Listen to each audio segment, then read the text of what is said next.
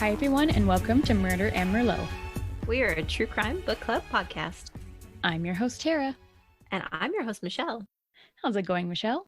Well, it's daylight savings time, so it's not good. Not good. Nope. No. I'm sure anybody with children can relate.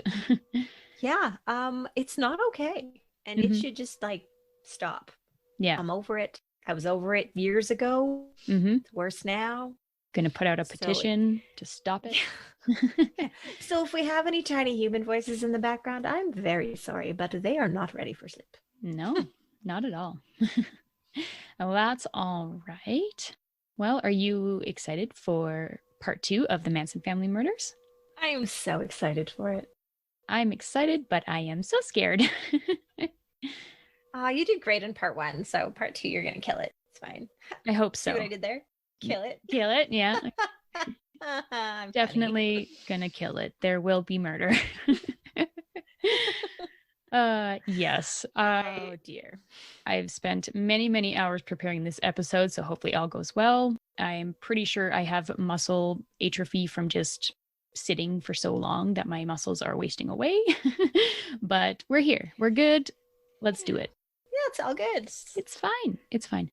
And also, in part 1 of the Manson Family Murders, I just wanted to apologize for the audio quality in the beginning because Zoom gods hate us, apparently. We were trying to be like, no, Zoom's our friend. It's all good. We've got our audio figured out. And then literally immediately after, for some reason, my audio just went to shit and I sounded like I was underwater. And I was like, what the hell? Yeah, I don't know. Why you gotta be like this, Zoom? I blame you. Anyways, it was just very ironic. Zoom gods. Well, we tried to talk nicely to them and that didn't work either. So whatever. Whatever. Come at me. Just kidding. Please don't. This needs to go well. Yeah, we need this to work. Oh boy. And try to get through things quickly here because it's going to be a long episode. So let's jump right into our fluff and stuff question and responses from our last big episode. And our question was, have you ever been told you look like someone famous? If so, who was it? So my cousin was like mid-conversation with his mom, and I was like within earshot. And he just said to his mom to say to me, he's like, tell Michelle Ed Sheeran. And I was like, what?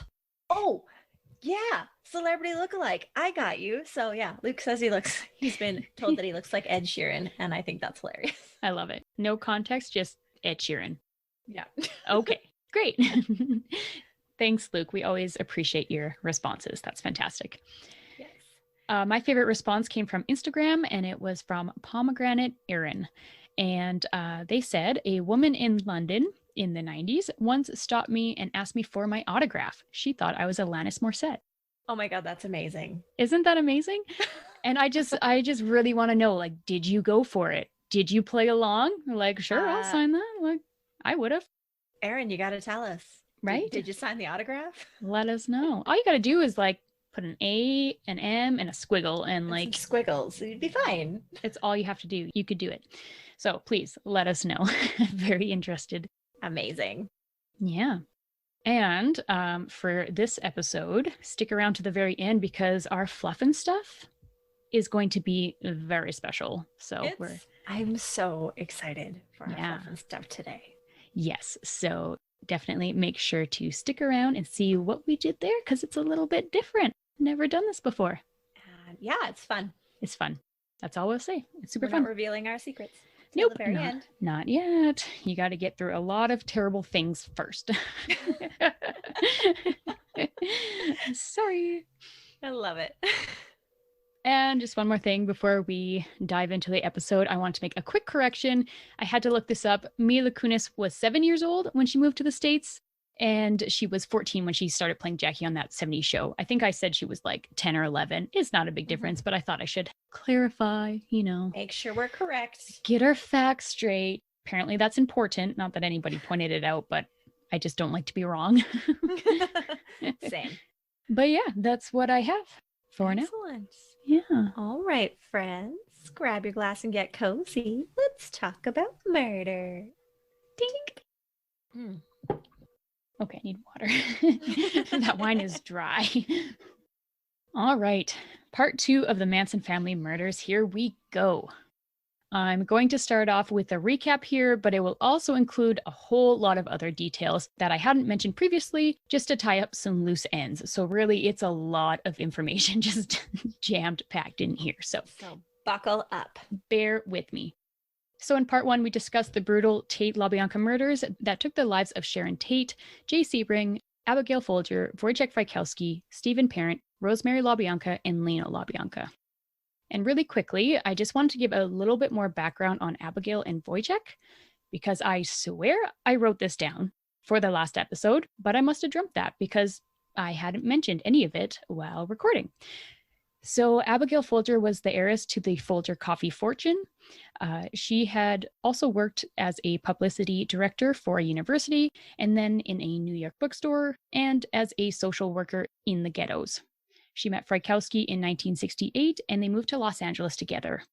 Wojciech was the one that originally had the connections to the Polanskis, as he had been friends with Roman back in Poland.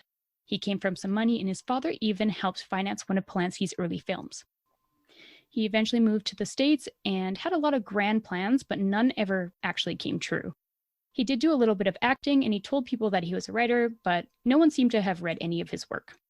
I did previously mention that they were known to dabble in drugs, but I did forget to mention that they actually had some MDA in their systems when they died. That seems important to mention. Is it MDA or is it MDMA? In the book, it said MDA, but I know nothing about drugs, so it very well could be.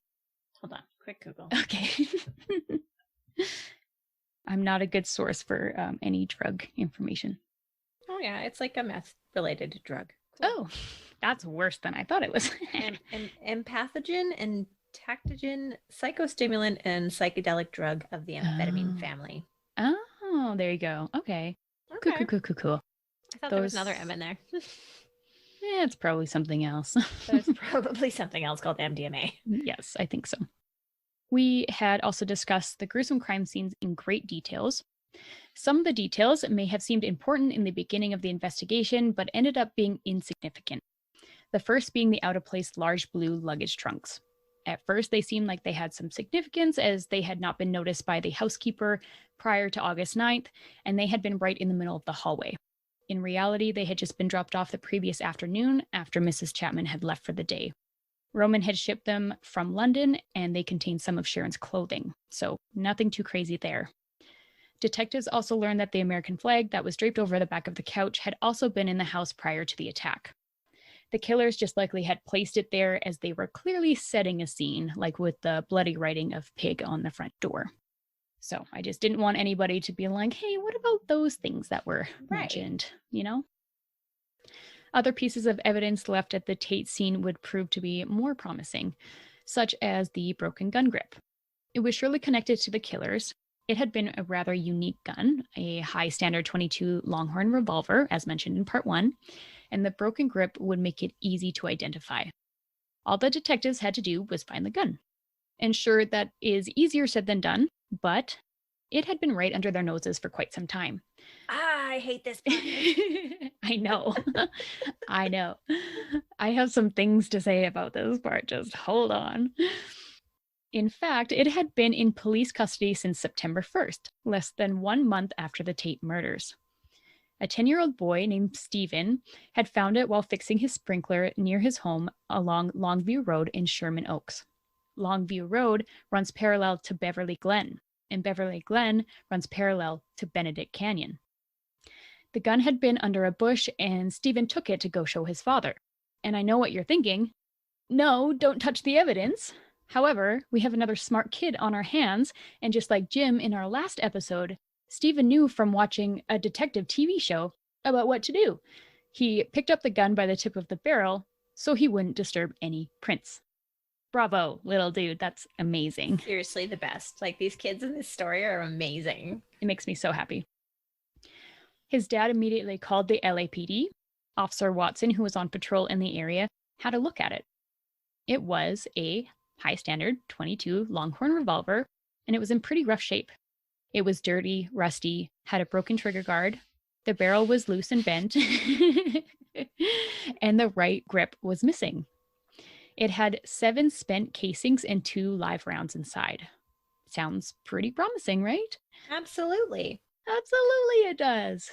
But Watson didn't think as far ahead as the 10-year-old and touched the gun all over with both hands. Like, you might as well have just licked it. Like, right? what's this? Blech. I gotta taste it for the evidence. Right? It's science. Don't worry about it. Then it was taken back to the Valley Service Division office, booked as found evidence, tagged, filed away, and essentially forgotten about. And here is where I propose my idea to improve the LAPD. You get a group of children. You make them watch hours and hours of investigation shows, like maybe Forensic Files or something.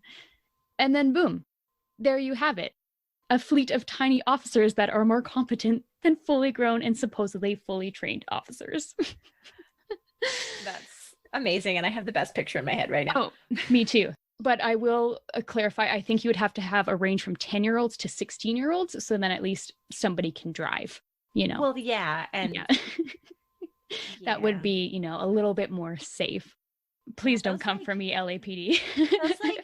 those like 10 to 12-year-olds, they're like little know-it-alls. Like, they pick up things and Totally. they just like, they own it and they got it. They're like, they absorb all the information, just, okay, got it, let's do this. Super annoying as an adult when these tiny people are trying to tell you how the world works and you're like, no. But do you know? But sometimes, you got little Jims or little Stevens and they're just like, I know better. Don't touch the evidence, people. Come on. So only a few days after the gun had actually been found, the Tate detectives sent flyers around in search of the .22 to other departments in the area. Unfortunately, the Valley Service Division had not received a copy. Of course not. Of course. Because why wouldn't you send a copy of a flyer somewhere directly in the vicinity of the murders? Because, like, working with each other, like, that's overrated. Yeah, we don't do that. In general. Yes. Then there were the suspects that we had mentioned, William Gerritsen and Roman Polanski. Like we said previously, they both had been cleared. There were a few more suspects that were being looked into, however. This included 3 men, Herb Wilson, Larry Madigan, and Jeffrey Pickett. And these names had to be changed slightly for legal reasons, just FYI. These men were apparently dope dealers and had crashed one of Polanski's large catered parties at the Cielo residence back in March. There was a bit of an altercation when apparently Wilson stepped on William Tennant's foot, who, remember, is Roman's business manager. The 2 other men, Madigan and Pickett, took Wilson's side in the argument, and Roman ended up having to kick them out of the party. And this may seem like a minor incident, but there is actually a little bit more to this. The 3 men, plus another, Gerald Jones, had been frequent visitors to the Cielo residence. Wilson and Madigan supplied most of the drugs for Wojciech and Abigail, including the MDA in their systems the night they died. Madigan was also apparently Jay's cocaine dealer, and Jones' claim to fame was that he was an expert with knives, whatever that means. Cool. Yeah. It's like, I'm just tagging along because I'm the knife expert, you know? And it's just like, in case you need a knife, I've got a knife.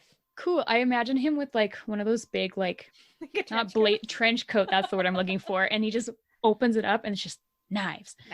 Yeah. Yeah. You want a knife? Anyways.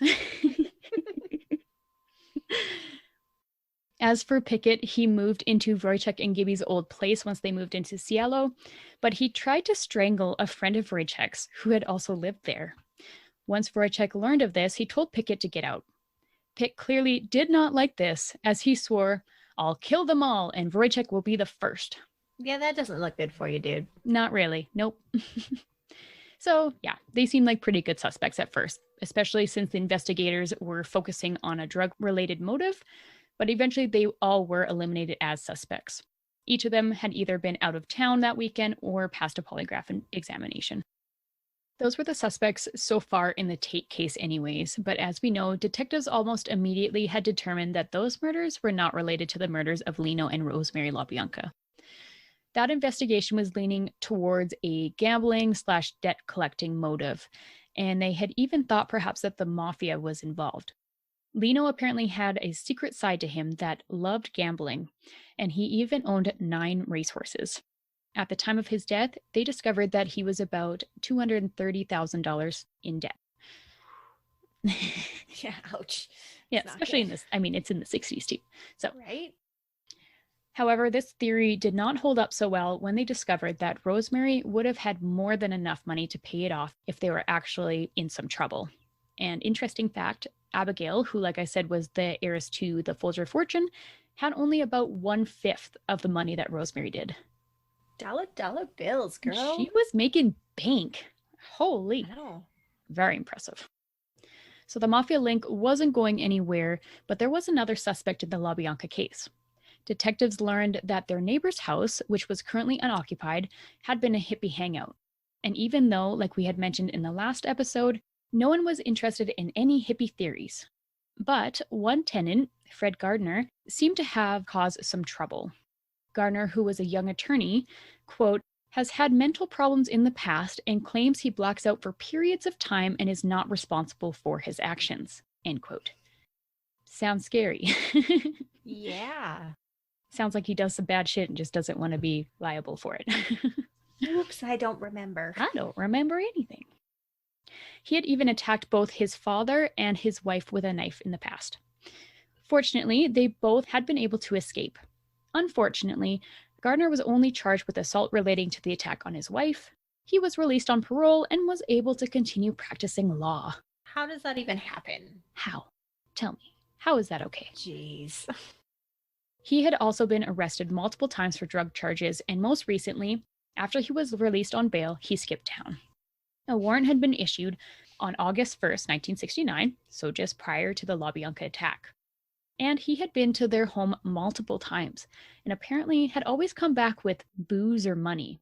So perhaps he tried this tactic again, as he may have needed money while out on the run, and if the couple refused his request, he probably wouldn't have been too happy about it. So that was a possibility anyways, but they suspected that he had fled to New York, and this lead eventually seemed to fizzle out as well. There was another interesting idea brought up by one of the LaBianca detectives, however. They pointed out that the most recent Beatles album included the songs Helter Skelter and Piggies, as well as the song Blackbird, that frequently included the word arise.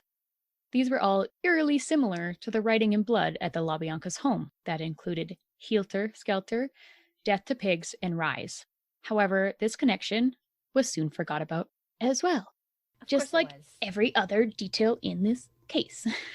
I was literally rereading this part and I'm like, Blackbird doesn't have the word arise in it. So I'm like sitting there thinking about it, have to like listen to the song. And I'm like, oh, there it is. Yeah. Yeah. Mm-hmm. Yeah. I mean, I didn't really think Vincent Bugliosi was wrong, but I mean, gotta fact check, man. I had to fact check. You never know.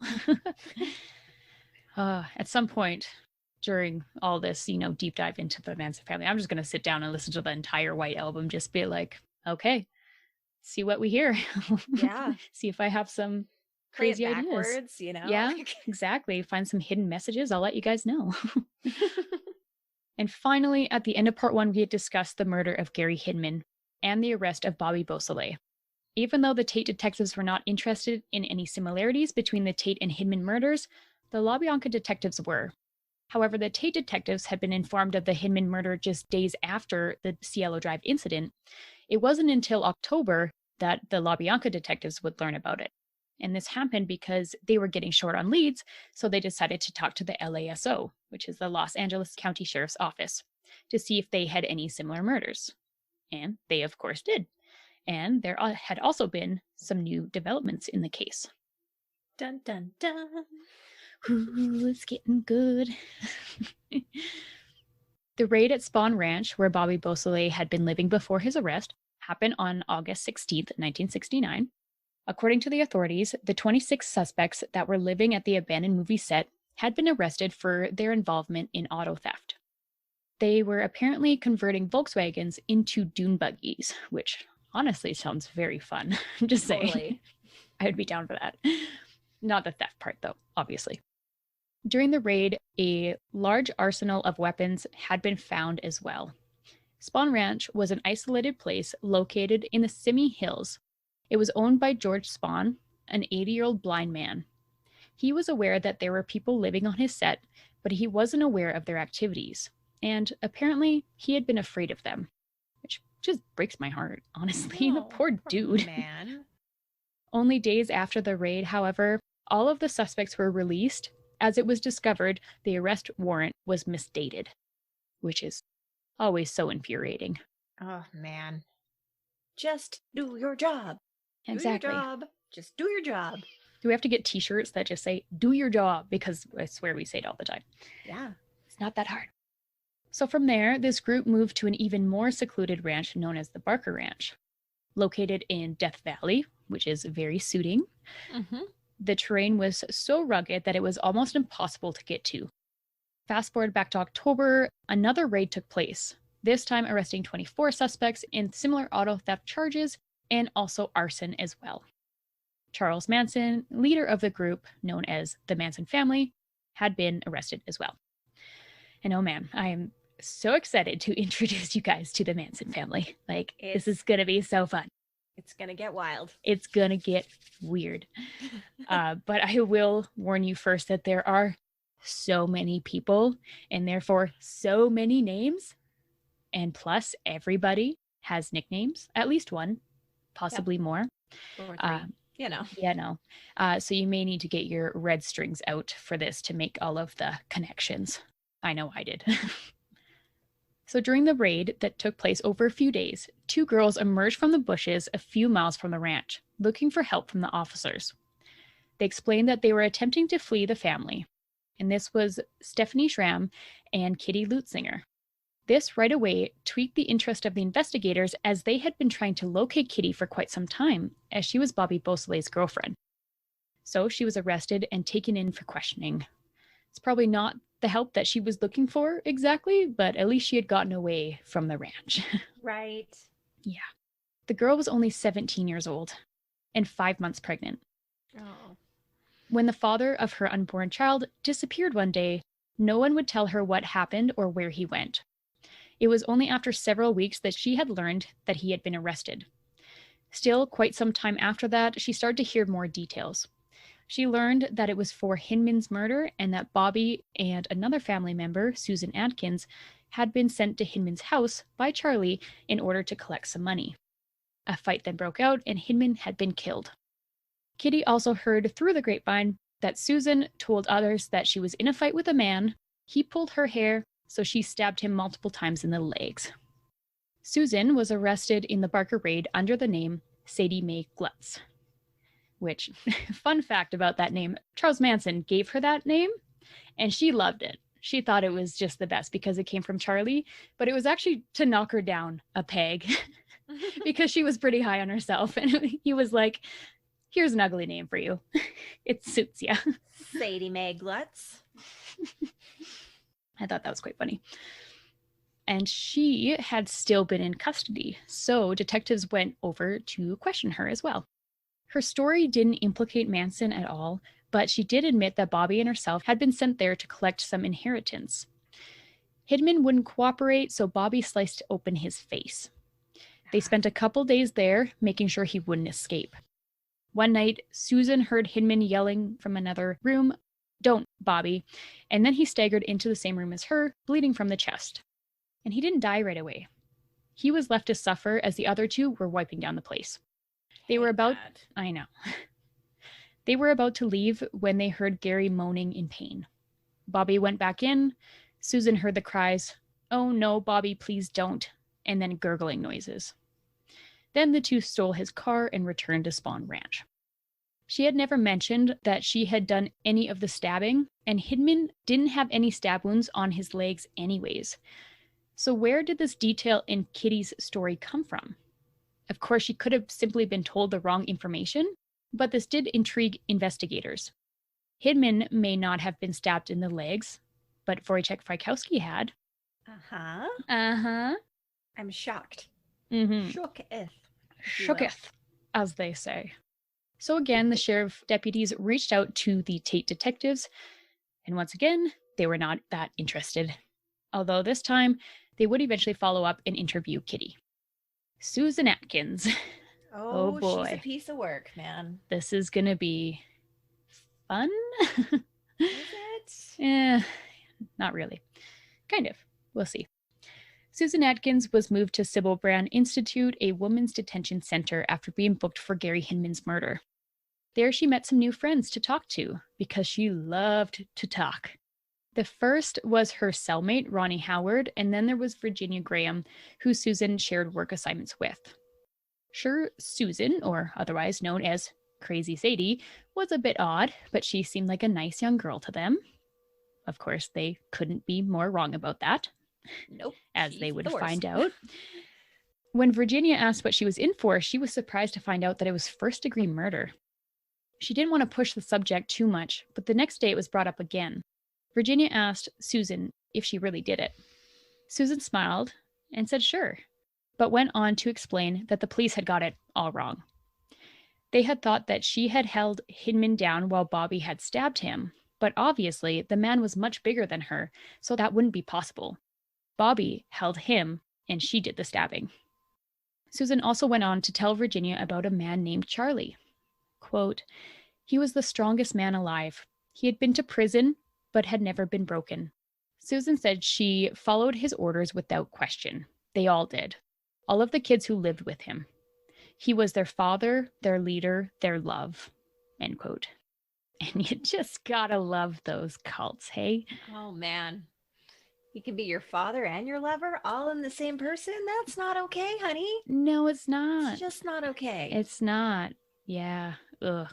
Disturbing. And Charles liked to put that image into their minds a lot. And it's horrible. Oh, I hate it. Just saying. But she keeps going on, and the story gets even crazier because Charlie, of course, was Jesus Christ. Naturally. Of course he was. Obviously. And he was going to lead them into the bottomless pit in Death Valley. Only the chosen family could come with, and they would live there in the center of the earth in their own civilization. Sounds totally logical. Absolutely. Susan would talk openly with Virginia about all of this, and Virginia would have to caution her to be careful about what she said. Crazy Sadie wasn't concerned, though. She didn't think the police were that good. In fact... Wrong. Well, I mean... There's definitely some truth to that. Uh-huh. In fact, she explained that there was another case that they were way off track on. The one on Benedict Canyon. Virginia was surprised as she knew she was referring to the Tate murders. Susan then asked with excitement, "You know who did it, don't you?" Virginia said, of course, she did not. And Susan replied, "Well, you're looking at her." Psycho. Eerie, because all of this she's just thrilled about. And she's just like so happy and like no remorse and just like, yep, I did the things. Sometimes she just stops mid-sentence to do some go-go dancing and then, keeps going, like totally normal. Yeah. They continued to talk for quite some time, and Virginia, like the rest of the world, had many questions. And Susan obliged. Why was it done? To shock the world. Why that house? It was isolated. Was it only Susan? No, there were 4. 2 other girls and a man. Did they know who was inside? No.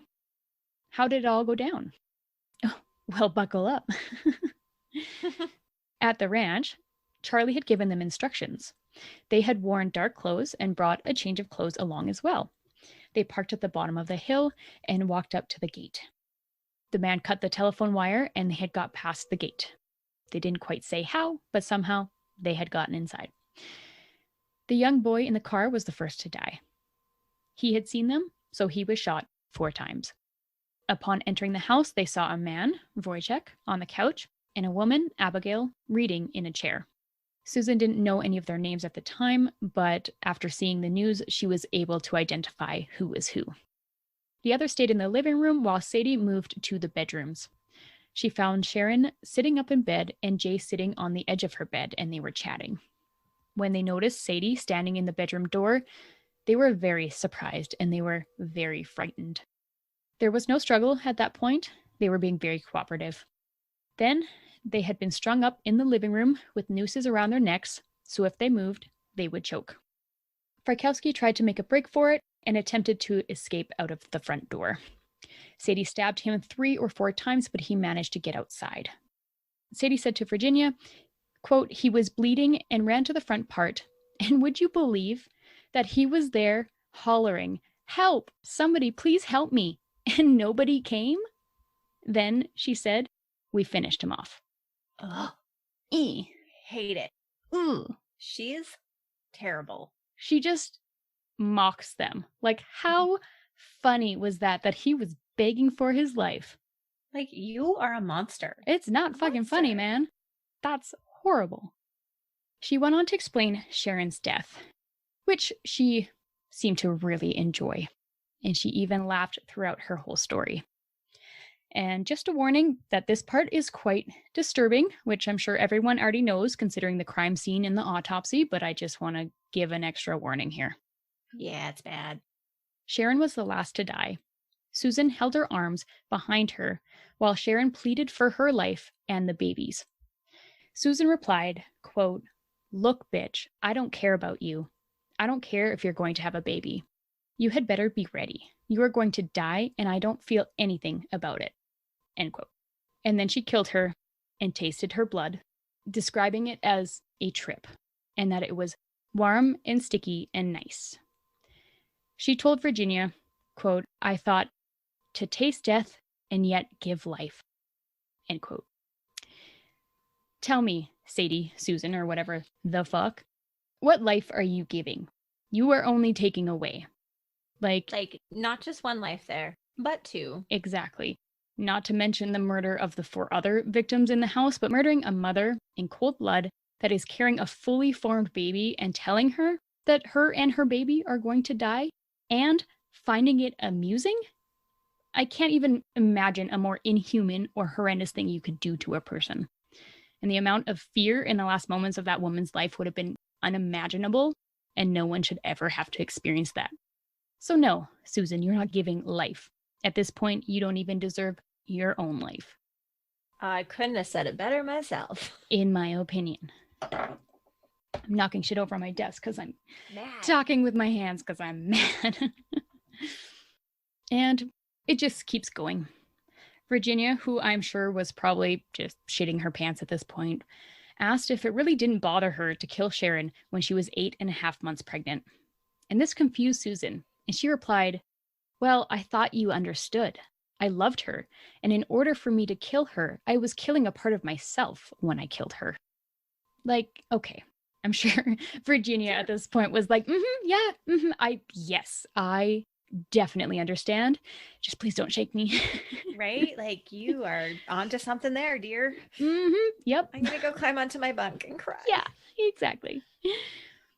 Susan wasn't totally satisfied with this whole bloodbath, however, as they had big plans of mutilation, but unfortunately, they had run out of time. Boo-hoo. Mainly, she wanted to cut out the baby. Oh, I fucking hate it. I can't even. And they were also going to, I don't know if I can say this without gagging, eyeball trigger warning. They were going to take out the eyeballs of the victims and squish them against the walls. Oh, it gives me the heebies like right up the back of my neck. Oh, if you guys could see our faces right now, they're both like full cringe. It's not okay. I wish I could insert like emojis into podcasts because it would be like the bleh one, you know? Yeah. Yeah. That's how I feel. And the angry sweary face. Oh, yes. We use that one a lot when we talk about these things over Snapchat. Yeah. Like, seriously, like, can we insert some fluff and stuff or something here? Because we could. Yeah, we totally could. I feel like I need some fluff and stuff, and we're like hardly halfway through. Well, okay, here you go. I built a leprechaun trap for the first time ever. Oh, that's so sweet. I don't know how that works, but sounds lovely. Apparently, I've never ever celebrated St. Patrick's Day with my kids because my daughter's born on St. Patty's Day, so it's always about her. But, you know, kindergarten is like changing the game up. So you have to make a trap for St. Patrick's Day to lure a leprechaun in to try to catch it. So Oh, like if you can catch a leprechaun, like you get all the gold, right? That's of the whole course. thing. Yeah, So that's the arrangement. we made like a rainbow trap. Like looks like you have to walk through a little rainbow and there's a Oh. trap door, and then but we put I used a toilet paper tube covered Mm-hmm. in green paper, and then at the end we just put saran wrap so he could see the gold. We have Oh. a little Mm-hmm. pot of gold with chocolate gold in it, Yep. but he can't get to it. So Oh, we'll see good. if it works. Good stuff. Thank There you you go. for There's that some fluff. fluffing stuff. I've totally forgotten everything that we had just talked about. Yeah, And it's totally I, fine. Rainbows and leprechauns and shit, right? exactly, I definitely won't lose sleep over that tonight. No, So, no. yeah. And I can send you pictures of the trap. Perfect. Yeah. That sounds great. Yeah. Love it. All right, let's get back to this horror show. So, after all of this, Susan was elated and tired, but at peace. She also knew that this was the beginning of Helter Skelter. And Virginia was probably like, oh goddamn, here we go again. I'm sure this will be good. Tell me, crazy Sadie, what in the world is Helter Skelter? So, Sadie was manically trying to explain the concept, and not surprisingly, it was hard to follow. But this is what Virginia understood. Quote, there was this group, these chosen people that Charlie had brought together, and they were elected, this new society, to go out all over the country and all over the world to pick out people at random and execute them, to release them from this earth. End quote. And that you have to have a real love in your heart to do this for people, Susan explained. I just wish there was words I know. to describe my face. I know. Mhm. It's just like, yeah, I don't have the words to describe it either. It's just, Right? It's like, okay. What am I supposed to say to that?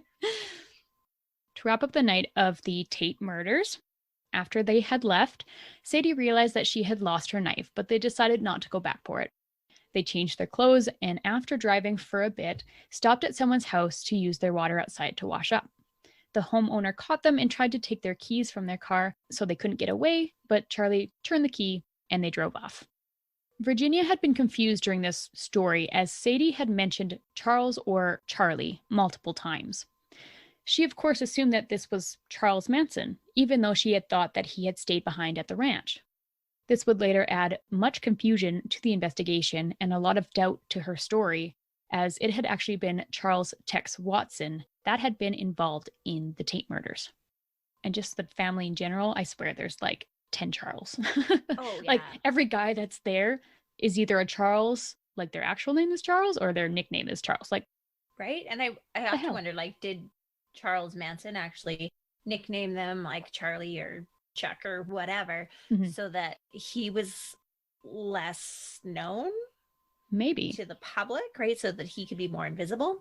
It's just a thought, you know. Perhaps. Or that, you know, when they're gone out to do these murders, it's going to cause mass confusion about what happened and who did it. Totally. Either that or he just really likes his name because, you know, that's a possibility. He did propagate some children in his early days and they were all named Charles too. So, yes. Yes.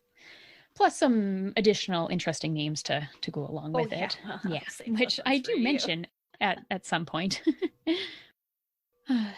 Sadie tried to follow up with the story of 2 more murders, the ones of the grocery store owners, the next night, as they had done those ones too. But Virginia really couldn't handle any more at this point, and she got the fuck out of there and went to take a shower. Yeah, I which feel like fair I need enough. a shower too. So same. The next day, Virginia was still pretty conflicted by the story that she was told by Susan. It was such an insane story that she couldn't tell if it was fabricated or not. She tried to hold it in, but she had to talk to somebody. So she talked to Ronnie Howard, Susan's roommate. The two had actually been friends years prior, as they both had been call girls and they had worked together. They had decided that they needed to find out for sure, so they needed to ask for more information that only the killer would know. Even though Virginia didn't mention it to Susan, she had actually known one of the victims, Jay Sebring, and she had also visited 10,050 Cielo Drive back in 1962, which is bizarre. it's so wild. The connections and the coincidences in this case just blow my mind. It's insane. Virginia and her husband were looking at the property to lease. No one was there to show her around, so she was only able to look inside through the windows. This at least gave Virginia an opportunity to ask Susan about the interior of the house. But Crazy Sadie wasn't feeling very talkative that day, so she didn't get much more information out of her about that. She did learn a few more random details, though. The family had known Terry Melcher, son of Doris Day and a record producer, and he had lived in the house a year or so prior. They had met Terry through Dennis Wilson, the drummer of the Beach Boys, as Charlie, Susan, and some other members had lived at Wilson's for a while, randomly enough. Although Wilson didn't exactly have a choice in the matter, he had given a ride to two young hitchhikers one night, and then a few days after that he saw them hitchhiking again. So this time, he took them back to his place for a bit. He left for a recording session, and when he came back, Manson and a dozen others had moved into his house. Well, that's just fine, right? And they just stayed for months. They're like, this is our house now. I just wonder what Dennis Wilson's therapy bills were like after knowing that he housed Charles Manson and the family. Like, right? He had that weird connection to them, and no kidding. Yeah. Right? I think anybody connected to the family after all this were like watching their backs, because who knows what would set them off. Right. And they're like, well, here's $100,000 for my therapy bills. Please fix me. Please. I needs it. Right. Oh man, so crazy. Virginia also learned that there were more bodies out in the desert and that there were more to follow. Their celebrity hit list included people such as Elizabeth Taylor, Steve McQueen, and Frank Sinatra, just to name a few. They had big ambitions. Like goals, I guess. Goals. Hashtag goals. People would notice if they took them out for sure. So absolutely. I guess that's the entire point. Yeah.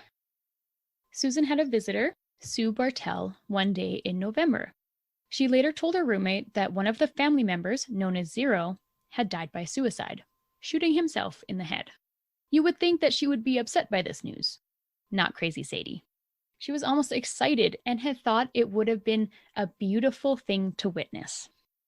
No. Although Zero's death had been ruled a suicide by police, it was rather suspicious, to say the least. You don't say. According to the witnesses, including Sue Bartell, Zero had died while playing Russian roulette by himself. One of the other girls, Linda Baldwell, went on to explain that they had been lying on the mattress when he suddenly noticed a leather gun case in the stand next to the bed. He said, "Oh, here's a gun," grabbed it, then mentioned there's only one bullet in it. He then spun the cylinder, held it to his head, and pulled the trigger. It went off, and he, of course, died right then and there. Weird story, right? Seems totally realistic and not fabricated at all. Yeah. Well, even more bizarre was the fact that there had been no prints left on either the leather case or the gun itself. And when officers checked the gun, they had saw that it actually had one spent round and 7 live rounds. The thing was fully loaded. So either Zero didn't quite understand how Russian roulette was played, or maybe it wasn't a suicide after all. Maybe not. Dunno. I mean, maybe his ghost wiped the prints off the gun and the leather case. Perhaps. That's entirely possible. Or he has no fingerprints at all in general. Right. And I'm sure the fact that, he had information that would help the Tate LaBianca investigation had nothing to do with this. No, of course not. At all. On November 12th, Virginia was informed that she was going to be transferred to the Corona Women's Prison, which is such a funny name now. It has such a different feel to it, different vibe. Therefore, the responsibility of getting information out of Susan had been transferred to Ronnie. It didn't take long for Susan to start talking to Ronnie about her LSD trips, the family, all of the things that she had experienced in life, which of course included death. She told a very similar story to Ronnie about the Tate murders. However, Ronnie had a harder time keeping all of the information straight. She did learn a few more details that hadn't come out before, though. The girls involved in the murders were named Katie and Linda. Someone had stayed behind in the vehicle. Tex had a gun. The girls had knives. 2 people had been holding Sharon Tate while Susan stabbed her, and she had used a towel and Sharon's blood to write pig on the door. Susan went on to mention that guy that was found with a fork in his stomach, and that it wasn't exactly the same cast as the night before. The girls were different, but Tex was on it again. She didn't say much else about this night. She got caught up talking about LSD, sex, Helter Skelter, Manson, the baby that Manson delivered and named Zizozos Zadfrak Glutz. And yeah, that was legitimately that baby's name. And then eventually she circled back to murder. She often talked about murder as if it was sexual, saying things like it's better than a climax, or stabbing is like sex because it's all in and out. So I just can't even explain how disturbing that is. It's not okay. I don't think I have to explain how disturbing that is, but you know. She then laughed as she talked about a man they had decapitated somewhere out in the desert. Ronnie was now fully convinced that Susan was telling the truth, and she decided that she had to say something, or more innocent people were going to die. Ronnie tried talking to a deputy in the jail, but she just kept getting brushed off. She told them she knew who committed the Tate LaBianca murders, and she just kept getting told to forget about it. Of course. Because that's Why not... They want to know any information about those. They were on it. They knew all the things they needed to know. It's only like the biggest case that is happening in the world at that moment. But okay, sure. When she eventually was able to talk to someone about it who would relay the information to the lieutenant, the messenger misunderstood parts of Ronnie's story and therefore gave false information. The lieutenant knew these details were incorrect, so he decided that the informant was lying. Great game of telephone happening there. Right. Virginia was having the same luck at Corona. A month went by before she was finally able to set up a meeting with the staff psychologist. But at this point, everyone had already known the story that she was trying to tell. But shout out to those ladies. I mean, it's not easy, I imagine, to narc on your bunkmate. And they were terrified. They're like, we've never done this before, never considered ratting on somebody before, but like, this is big. It's too big to not say anything. Exactly. So not only did Kitty Lutzinger significantly help the investigation by pointing detectives in Susan's direction, but she made another comment that had helped identify someone else that had a lot of information to share as well. Charles liked the idea of having a biker gang around the ranch as some added protection. He tried to get the straight Satanists to hang around Spawn Ranch, but only one of them was really interested in the group, and that was Danny DiCarlo. The gang spent a lot of time around Venice, California, so the LaBianca detectives asked the Venice PD to keep an eye out for Danny. About a month later, on November 12th, they had received a call from the Venice PD. They didn't have Danny, but they did have another straight Satanist, named Al Springer. And he was in for an unrelated charge, but they asked if they wanted to talk to him anyways. And this worked out pretty well for the LaBianca detectives because Springer not only knew Charlie, but Charlie had actually bragged to him about killing people, saying, "We knocked off 5 of them just the other night." Charlie offered the bikers anything they wanted. They could choose any girl, any bike, any buggy. Springer explained that there were naked girls everywhere at the ranch, and as many as half of them were under 18. It's disturbing. It's not okay. I don't know how many times I've said that. I know. Should we have a counter? To start a tally. Yeah. Yes. Somebody count how many times we say these things. Or just take the clips of us saying them and then mash it all together, and then we'll see. We'll make some cool TikTok video out of it. Exactly. This was not Springer's scene, especially because he liked to keep clean, and this was definitely not a sanitary place. No one else really stuck around either because they were all tired of catching the clap. Yeah, that's not okay. Yikes. So gross. It's bad. Manson had obviously figured that since they were bikers, they would be cool with murder. So he talked about it. a lot. He would even show off his favorite sword. This sword, Danny told him, had been used to cut off some guy's ear. Some guy with a name like Henland. And someone named Bosley and a couple others had killed him. At the same scene, they wrote something on the wall in blood and had also left a panther's hand or paw print as they were trying to pin the murders on the Black Panthers. The Black Panthers being an African-American Revolution party whose original purpose was to patrol neighborhoods in order to protect residents from police brutality. Their numbers had peaked in the 60s, so it was a pretty big deal. But Charlie and his followers tried to blame everything on the Panthers. And they had even told Danny that they had killed one of them.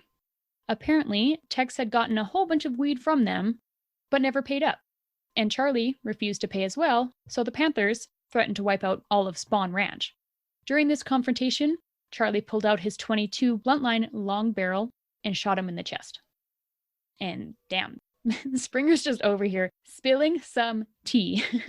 Yeah, man. He's like, I got the deets. And he's not even done yet. I'll tell you all you want to know about those dirty clap people. Cool. Yeah. Dirty clap people. Oh my god. I love it. He had also asked if they had a case with writing on a refrigerator, as he had heard Charlie had written something about pigs in blood on a refrigerator door. The LaBianca detectives were a little leery about this detail, as they knew it was actually Helter Skelter that was written on the fridge, and Death the Pigs was written on the living room wall. Regardless, they decided it was time to bring in the Tate detectives to listen to Al Springer's story. And I'm sure the LaBianca detectives were feeling pretty good about this find at this point, and they had to rub it in just a little bit. Like, hey, look what we found. Look what we found. Yeah, that's exactly what was happening. After a bit of a recap for the Tate detective, so he could get all up to date, there was yet another murder that Springer had heard about. And again, his source was Danny DiCarlo. There was a cowboy named Shorty. His real name was Donald Jerome Shea. He had worked at the ranch and had apparently heard too much.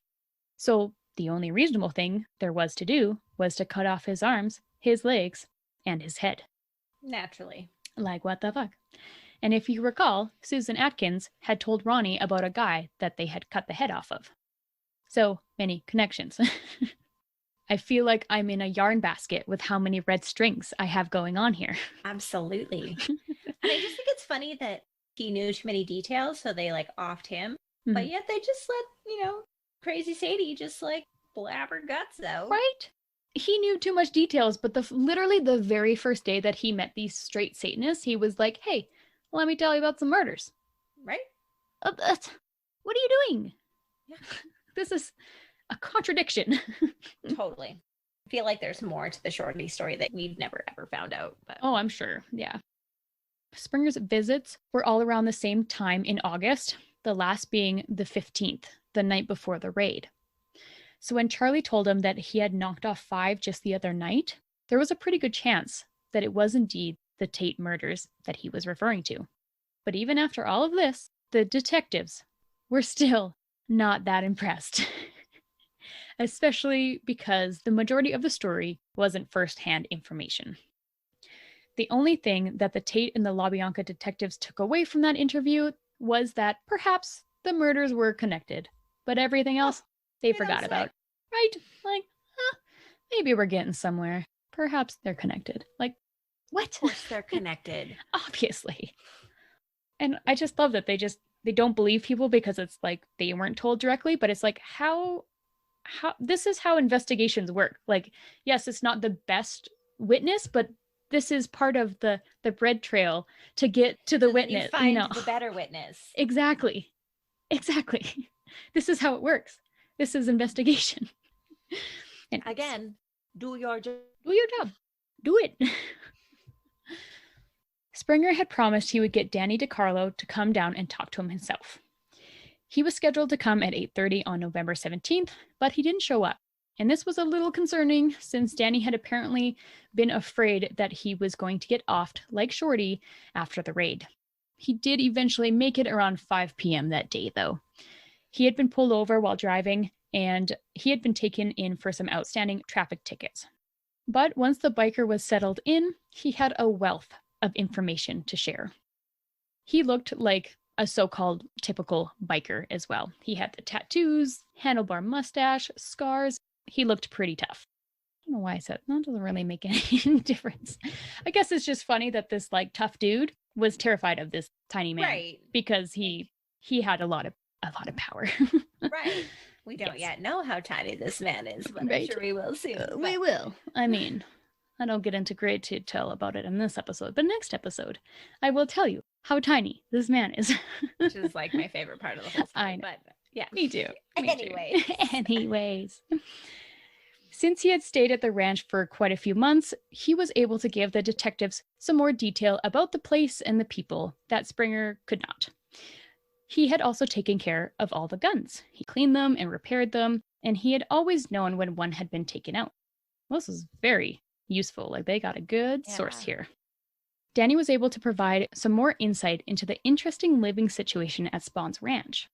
As mentioned before, it was an old Western movie set, and it was owned by a blind man named George Spawn. George had claimed he was afraid of the people that lived on the land, but there was one member of the family who had always taken care of him, and that was Lynette Fromey. And I always thought it was Lynette Frome, but I heard on an interview today that she was saying like Fromey. So I was like, oh, okay. I always thought it was from. Yeah, me too. But cool.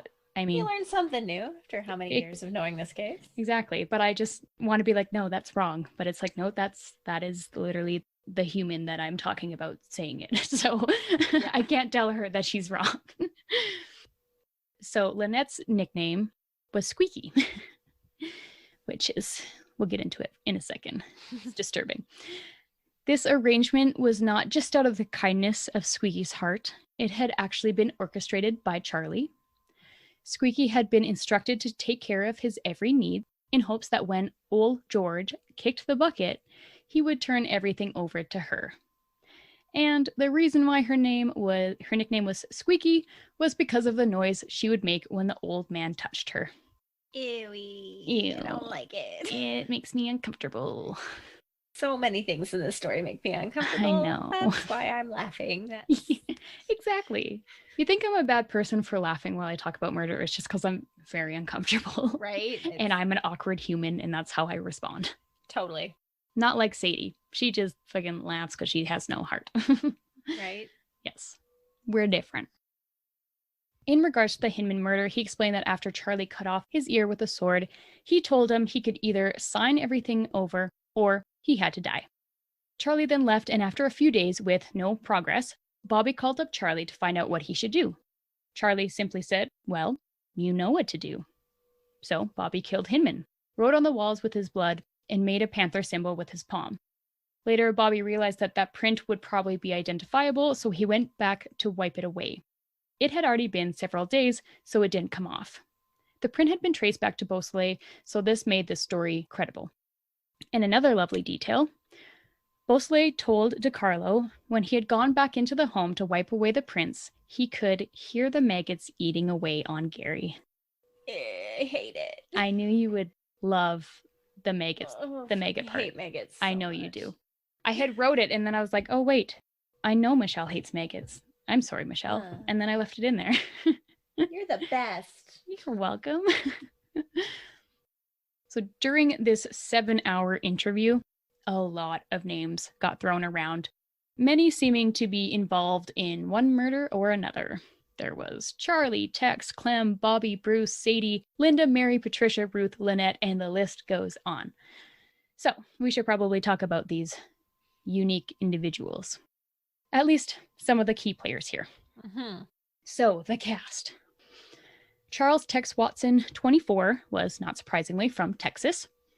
Growing up, he was an honor student and the captain of a football team. He was young, athletic, and attractive. Manson liked to have a few of these guys around to lure the women in. It had seemed as though Tex had been involved in multiple murders, including the Tate LaBianca murders. Other nicknames for him included Charles Montgomery and Texas Charlie. Robert Bobby Beausoleil, 22, was born in Santa Barbara to a large Catholic family. He had gone to juvie when he was 15 and then moved to LA to pursue music and acting. Bobby, of course, had been arrested for the murder of Gary Hinman. His other nickname was Cupid, because, again, he was another attractive dude. Steve Clem Grogan, 18, born in Los Angeles. He was a high school dropout, a musician, artist, and a ranch hand. His name was getting thrown around a lot during the discussions of Shorty's death. Other nicknames for him included Clem Tufts and Scramblehead, because apparently he was not that smart. Well, poor Clem. Mm-hmm. What can you do? That's unfortunate. Bruce Davis, 27, was from Louisiana and has apparently been described as Manson's right-hand man. His name was being mentioned during discussions of the Hinman and Shorty murders. Didn't find any nicknames for this dude, though, which I'm sure there was. Couldn't find any, though. Susan Atkins, 21, was born in San Gabriel, California, but grew up in North Carolina. Her parents were alcoholics, her mother died of cancer, and her family broke apart. Once she joined the family, she was one of the more dominating women, often trying to get the most attention from Charlie. Other nicknames for her included Sadie Mae Glutz, Crazy Sadie, and Sexy Sadie. The last one's questionable. I would say, yeah, no. Patricia Krenwinkel. Ugh. You know how you know a word in your head or a name in your head, but you've never actually, pronounced it with your mouth? And then it's just oh, I know that name. But it doesn't flow my mouth out of my lips. Does not. No. Patricia Krenwinkel, 22, born in Los Angeles. She was often bullied in school for being overweight, and she had excessive growth of body hair. She had been considered... Sorry, I don't know why I think that's so funny. She actually had a condition. It was a legitimate thing. And poor girl. I know. Enough, right? It's terrible. It is. I feel for her. She had considered becoming a nun, but instead apparently ended up in the Manson family. Same thing, right? No. No. Complete opposite, actually. Yep. Her name had been mentioned in both the Tate and LaBianca investigations as well. Other nicknames included Katie, Mary Ann Scott, Yellow, and Big Patty. Her nicknames are the ones that get me. I'm like, wait, who the fuck are they talking about? Who's Katie? Who's seriously? Yeah. Usually I can keep their nicknames straight, but you're right. This one I get confused. The Katie one always messes me up. Yeah, because it's not even close. Not even close. It's not some creative nickname. It's just a name. Right? Yeah, it bugs me. Same. Linda Kasabian, 20, was born in Maine and raised in New Hampshire. She was intelligent and shy, but with a difficult home life, she dropped out of school and ran away at the age of 16. Her name had been brought up in the Tate investigation. Other nicknames included Linda Christian. Not the most creative one. No, at least she's still Linda. She's still Linda. That's true. It helps. Lynette Squeaky Fromme, is that how I said it last time? Yes. 21, was born in Santa Monica. She started out as a successful dancer, but then got turned onto drugs and became homeless. Manson took her in, and boy, was she loyal to him. It also seemed as though she largely helped with recruitment of other young women into the family. Her other nickname was Red, for her red hair. Makes sense. Naturally. Ruth Ann Morehouse, 18, was born in Toronto, Ontario. And I only bring up Ruth as she had been one of Danny's favorites, but he was shocked when this sweet and small 17-year-old told him, "I can hardly wait to get my first pig." Just to, show the mindset of these young girls. Awful. Other nicknames included Ruth Ann Smack and Oish. I kind of like that one. Oish. I know. Mary Bruner, 26, born in Wisconsin. She had gone to 2 universities before meeting Charlie. Mary was considered the first family member and was very hesitant about letting other women live with them. But Lynette joined, and then another, and then all of a sudden, there was dozens of them. The other girls often looked up to her like a mother figure. She had been brought up in the Hinman murder. Other nicknames for her included Mother Mary, Mary Manson, Linda D. Manson, and Mariyoshi, to name a few. She had a lot. Mm-hmm. And then there was Charlie Manson, 35. Born Charles Mills Maddock in Cincinnati, Ohio. His mother was 16-year-old Kathleen Manson Bauer Cavender Maddock. His father is basically... Mouthful. I know. It's a lot. His father is basically unknown, but there had been many men that had come into his life for a short amount of time as so-called father figures. His mother was an alcoholic and had been arrested in 1939 for assault and robbery. Manson was sent to West Virginia to live at his aunt's house during this time. From a young age, around 9, he started to get into trouble.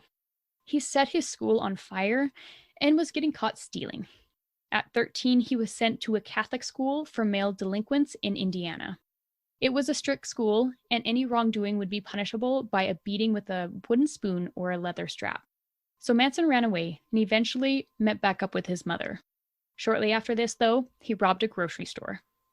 Eventually, he and another boy obtained a gun and stole a car, and this would make thieving much easier.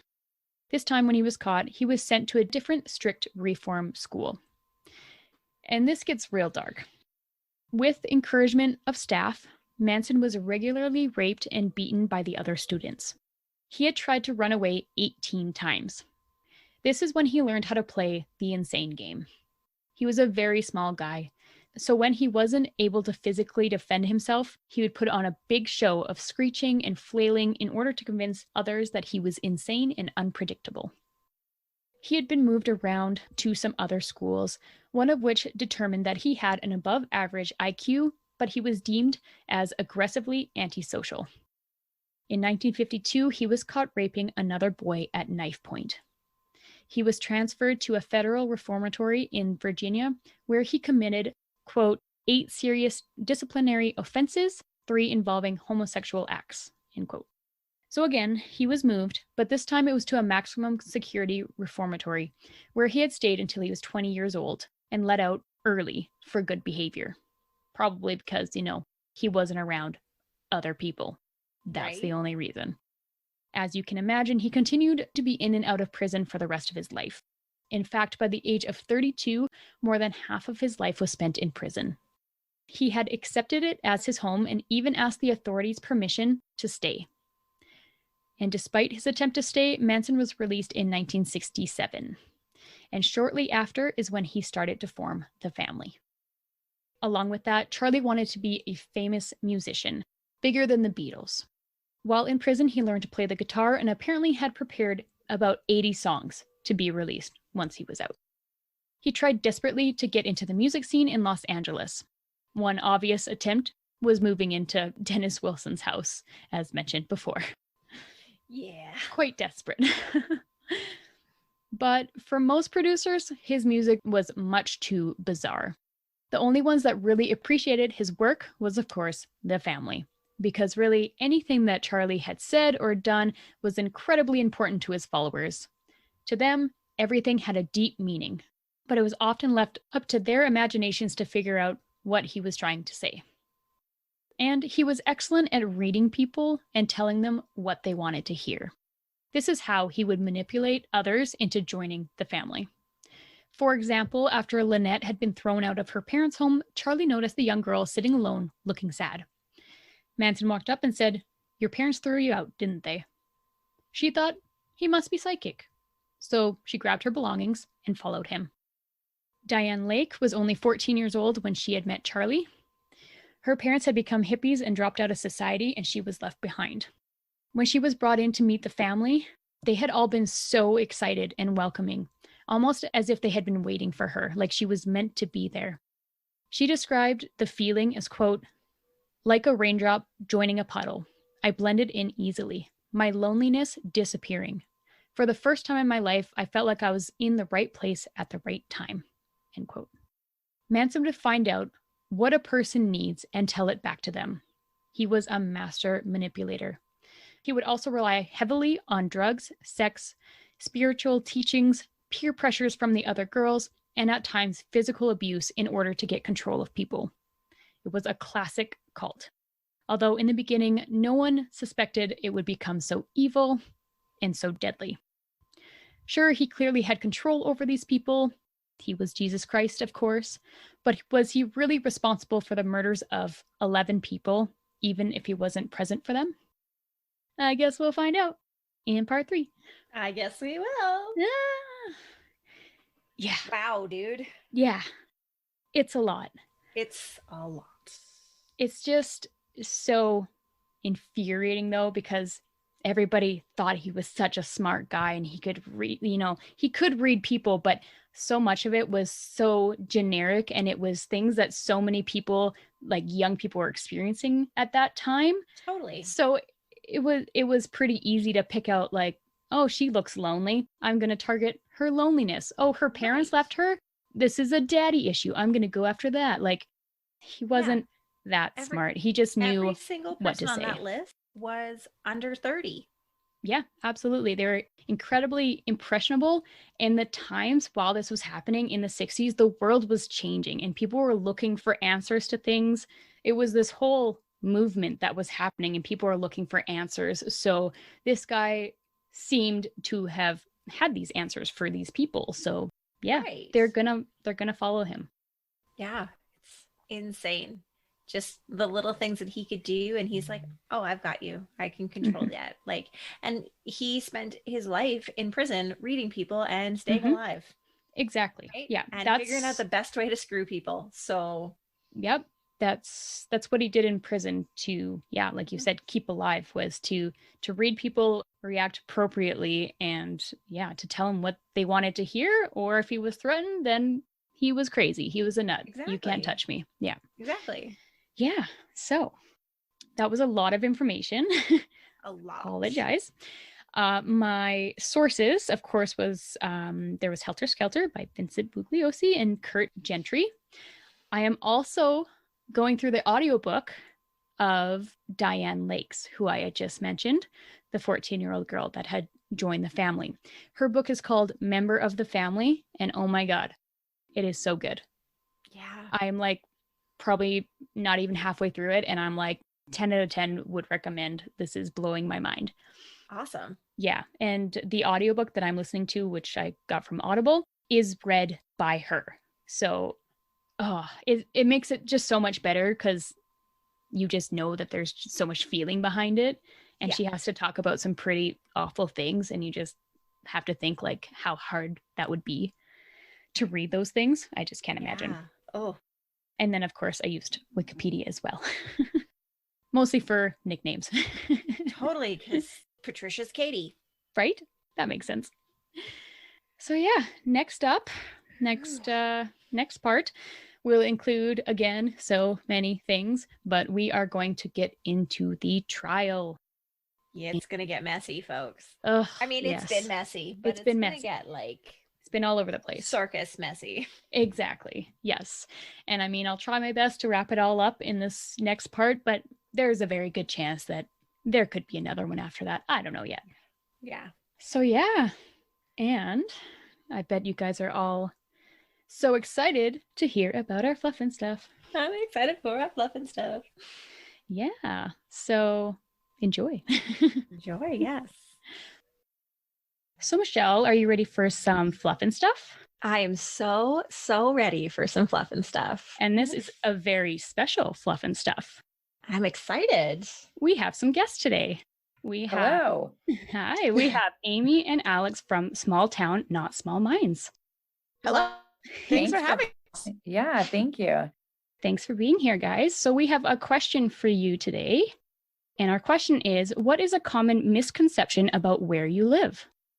I like this question because I think when Amy and I were talking about naming our podcast and what we wanted it to be about, a lot of it kind of stemmed from us loving components of small town life, but then there's kind of a lot of stigma to living in a small town where, like, okay, maybe they're not as educated, or like we don't have those city vibes. And I think our podcast really brings light, like, hey, there are people in small towns that have big ideas, who are doing really inspiring, exciting things. And also people who are just living their normal lives, and we're not all just kind of small-minded people, even though we live in a small town. So it does exist, but I think small-minded people exist everywhere. And so I think a huge part of our podcast is to say, we live in a small town and here's everything that we know and do. And there are other people like us out there. And it's just a great way to connect with other like-minded people. I love that. Yes, absolutely. Awesome. For sure. That was a great answer, Alex. And also to like showcase what our podcast, Small Towns, Not Small Minds, is about. I think for me, a misconception is obviously a lot of Canada ends up being smaller centers, just the way our country is designed and set up, so vast in the land. And so when you get to these smaller hubs, as a child growing up, I used to think of them as little like domes. And like the way we thought about our lives was really just centered all in that proximity of that dome. And then if you thought about Canada on a bigger scale, it was like a bigger dome that covered our whole country, but there was such a variety in there. And so I guess the misconception is that real life doesn't exceed beyond these domes, as when I was growing up in a small town. And as I've learned as an adult growing up, learning more about the world, being educated, traveling, that life really is so interconnected all the way across the globe. And so I think, like Alex was mentioning, when we started up this podcast, it was about creating this bridge and this connection between maybe people who feel as if they're in this silo or dome and they can't see the other areas around them or beyond. And so exposure is everything. So we wanted to kind of create this passion project of ours to help connect and expose, you know, friends and family and people who kind of maybe just don't know, but want to know more. And so that's kind of the design of Small Town, Not Small Minds. So reaching far beyond our own proximity. I love that. And especially everything that the world has gone through in the last year, I just kept thinking, like, this time last year, I kept thinking just how small the world actually is, because we are so connected by, well, right now it's the stupid virus, but I just love that that's your opinion. And it's just, we are so connected. I love that. Great answers, ladies. Wow. Very well thought out. I love that. Michelle, what about you? Well, because I grew up in Edmonton, I'm going to go with where I live now. People think that it was a temporary move. Like, nobody's going to want to stay in a small center because you're missing out on, you know, the shopping malls and all of the Starbucks and whatever. But honestly, I would never move back to a city. You could not pay me to move back to a city. And I love it because we have so many amazing local businesses and we have so many different opportunities within our town that make you want to stay. And you can see people that you met at work, at the grocery store, and you can have a conversation with them and you actually have that connection with them, rather than being in the city where everybody's just a face. And here the names to the faces. And I really like that. That's lovely. Yeah. What about you? My first instinct is a lot like your ladies' first answers, is that there's a lot of misconceptions about, people in small minds. They're not as well educated, but, you know, as a community, we need these educated people to make a place run successfully. Like there's veterinarians, there's lawyers, bankers, like all kinds of different things. So I really agree with what you guys had said. I'll choose more of a different answer because I live out in the middle of nowhere. So that's kind of an experience that not a lot of people have. So I think a common misconception is that it's so isolated that it's scary for people. But I really take comfort in being isolated and being in my own world and just having so much freedom to be by ourselves and do what we want. And people think that that makes you a target, but I don't think so. I think it's more freeing than being put in a box, like in a city. Love that. Cool. Yeah. All right. Is there anything else that you guys want to plug for your podcast? Any more explanations about how your shows go or when you generally upload? Sure. We post our new episodes every Friday. And again, like Amy and I quite covered what the kind of gist of our podcast is about, but like Tara and Michelle said on our episode, we're a nice palate cleanser for those of you who like to listen to some more gruesome crime and murder.